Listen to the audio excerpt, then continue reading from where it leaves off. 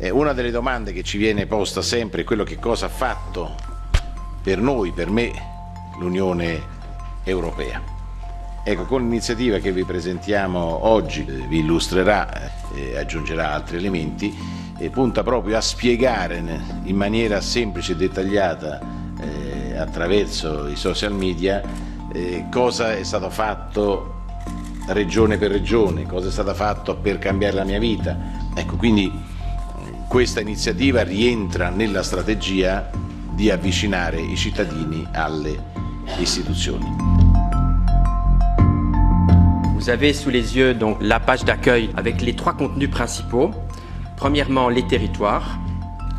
Deuxièmement, les groupes de citoyens en fonction de leur centre d'intérêt. Et puis, troisièmement, ce qu'on appelle InFocus ou gros plans, qui sont des briefings plus détaillés sur l'action de l'Union européenne.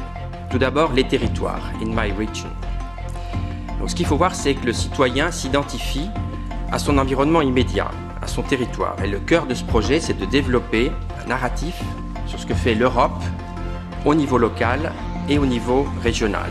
Donc, ce qu'il faut bien voir, c'est que ce n'est pas une base de données qui va couvrir tout, mais qui va donner une diversité d'exemples sur ce que fait l'Union européenne. Par exemple, l'aide aux collectivités locales, les établissements scolaires, l'agriculture, les infrastructures, les petites et moyennes entreprises. Nous donnons aussi une visibilité à l'impact de la législation, les accords commerciaux et les règles de libre circulation. Il faut voir que nous avons couvert 1290 régions et territoires et tous les contenus sont disponibles dans la langue officielle du pays et en anglais. Passons maintenant au deuxième grand groupe qui est les groupes sociaux.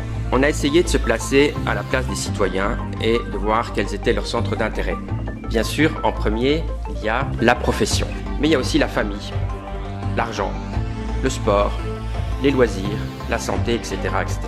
Toutes ces fiches sur les catégories sociales sont traduites et disponibles dans les 24 langues de l'Union européenne.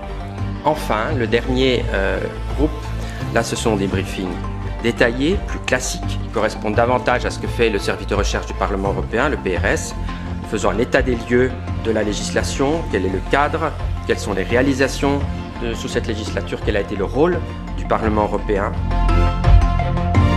Cette website, c'est un élément très important dans l'effort de communication pour les élections qui est fait par les parlements, mais c'est surtout aussi, je dirais, un outil pour les journalistes, les députés et les citoyens. Ça, c'est ouvert à tout le monde. C'est un effort de communication majeur, mais il y a aussi un autre élément qui est l'élément de l'activation.